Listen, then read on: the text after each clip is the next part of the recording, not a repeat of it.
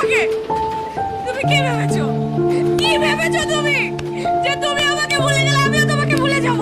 কি ভেবেছো তুমি নিজেকে? কি ভাবো তুমি নিজেকে? কি ভাবো?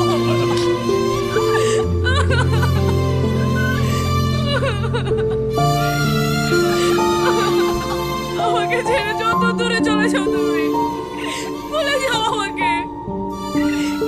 আমি তোমাকে বলতে পারবো না, মায়া তোমাকে কোনোদিন বলতে পারবে না। মায়া,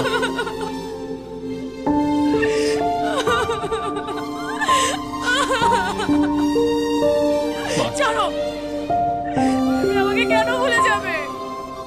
কেন আমাকে ছেড়ে থাকবে? তুমি আমাকে খাওয়াতে পারবে না সেই ভয়ে? খাওয়ানোর মালিক ওই উপরওয়ালা। এসো আমার সাথে, এসো। তুমি কি ভেবেছো আমার কাকা তার ভাইয়ের মৃত্যুর প্রতিশোধ দিবে না? তার সমস্ত লোকজন দিয়ে তোমাকে করার চেষ্টা করবে না? আর তুমি হয়ে গেলে আমার কি হবে? আমি কি নিয়ে বাঁচবো? কি হবে আমার ভালোবাসা? তাহলে আমি কি করব? তোর বাবা বলে কি আমি সবল সরকারকে ছেড়ে দেবো?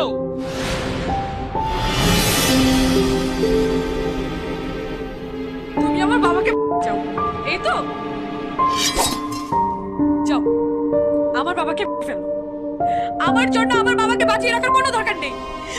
কিন্তু জেনে রেখো, সব পরিণতি একই হয়।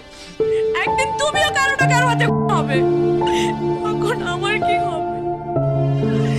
জন্মের পর তোমাদের আগুনে এই মন জ্বলে পুরো অহংকার হয়ে গেছে। তারপরও আমি তোমাকে ভালোবেসেছিলাম। কেন জানো? কারণ তোমার মধ্যে আমি একজন দারুণ কৃতজ্ঞ মানুষ দেখেছিলাম, একজন ভালো মানুষের ছায়া দেখেছিলাম। ভেবেছিলাম আমার ভালোবাসা একজন মানুষকে বদলে দেবে, আমার ভালোবাসায় তুমি একজন শুদ্ধ মানুষ হয়ে উঠবে। কিন্তু সেটা ভুল, ভুল আমার ধারণা।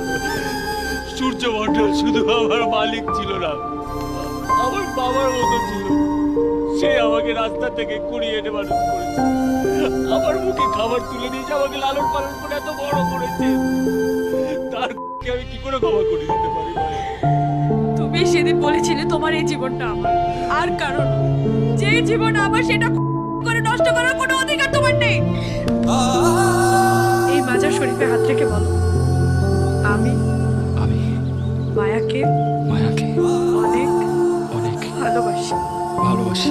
আমি আমি আমার শেষ নিঃশ্বাস পর্যন্ত আমার শেষ নিঃশ্বাস পর্যন্ত ওর সাথে থাকবো। ওর সাথে থাকবো। ওকে ওকে ভোলার আগে ভোলার আগে ও মরে যাবে।